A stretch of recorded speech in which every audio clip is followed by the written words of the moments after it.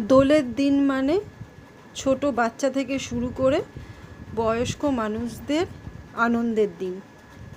হয়তো তারা দোল খেলতে চান না, কিন্তু বাচ্চারা ঠিক রং দিয়ে তাদের রঙিন করে দেন। ছোট বাচ্চাদের আনন্দ সব থেকে বেশি এই দোলের দিন। ছেলেকে সব রকম ব্যবস্থা করে দিয়েছি, নে খেল। ওর দিদি বন্ধুবান্ধব এদের সঙ্গে খেলতে নেমে পড়েছে। আমি ভাবলাম গিয়ে আমি একটু চা খাই আর একটু গান শুনি। দোলের সময় গান শুনতে বেশ ভালোই লাগে।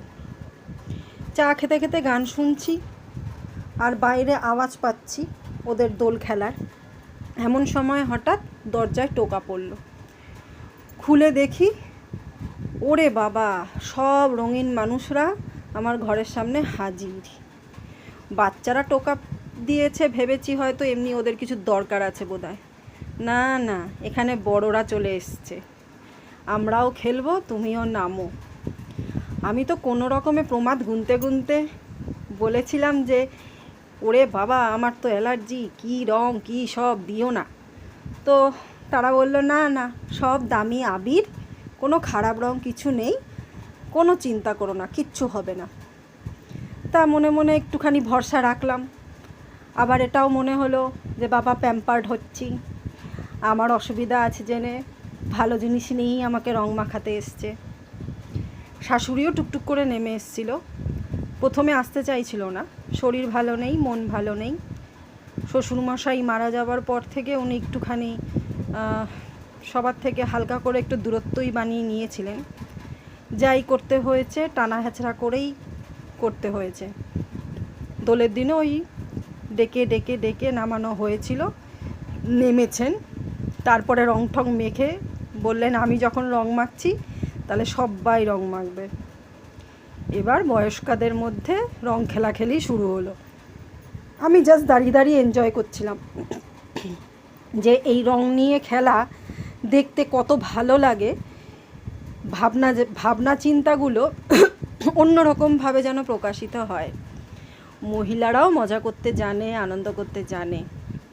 শত সুবিধা অসুবিধার মধ্যে তারাও সব রাগ অভিমান সব কিছু ভুলে গিয়ে আবার এক হয়ে যেতে জানে।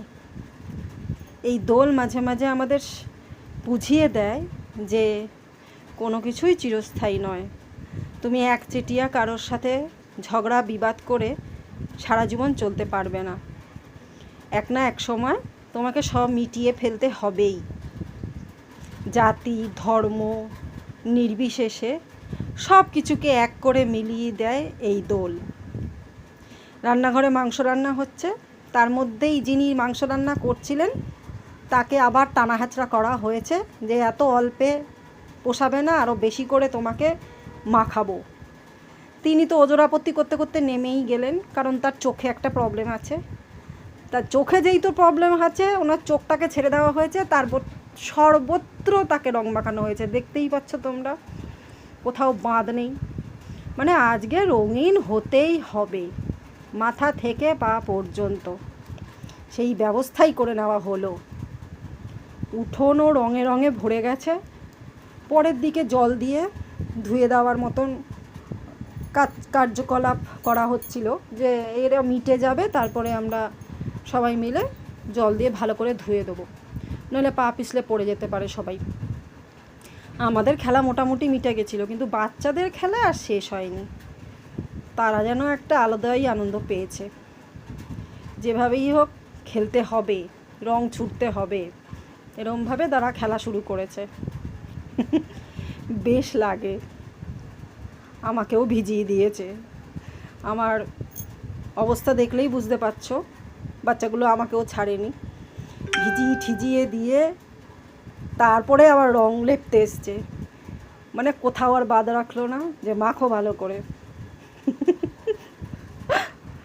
এই সময়টা কোনো কিছু খারাপ লাগলে আর কিছু বলার থাকে না, কারণ ওইটুকু হবেই, ওইটুকু সবাই করবে। এই দিনটা বুড়া না মানো হোলি হে বলেই মেনে নিতে হয়, মানিয়ে নিতে হয়। কিন্তু ওই উল্টোপাল্টাভাবে রং খেলাটা কিংবা অসভ্যতাটা সত্যিই বর্জন করেই খেললে ভালো হয়। সেটাই সবথেকে ভালো দোলের দিনে দোল খেলার জন্যে। হাসাহাসির শেষ নেই। তোমরা ভিডিও দেখছো আর অবশ্যই দেখার পরে কমেন্ট কিন্তু পাস করো। তোমরাও নিশ্চয়ই দোল খেলেছো, কেমন দোল খেললে সেটাও কমেন্ট করো। বাড়ির ছেলেরা কেউ বাড়িতে ছিল না, আর যারা ছিল তারা আর মহিলা মহলে কেউ ঢোকেনি, তাই ছেলেদের কোনো ছবি বা ভিডিও তোলা হয়নি। পরে যদি তুলে উঠতে পারি তাহলে অবশ্যই তোমাদের সাথে সেটা শেয়ার করব।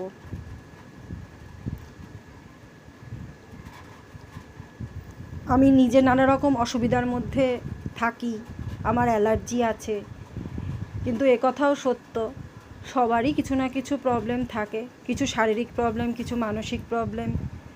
কিন্তু এই দিনটা সবাই যদি একটু আনন্দ করে, হয়তো কিছুক্ষণের জন্যে ওই শারীরিক প্রবলেম, মানসিক প্রবলেমটা ভুলে মজা করা যায়।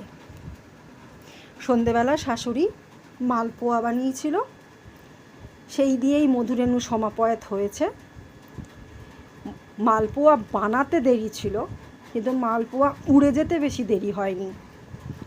যে যেরমভাবে পেরেছে মালপোয়া খেয়ে নিয়েছে।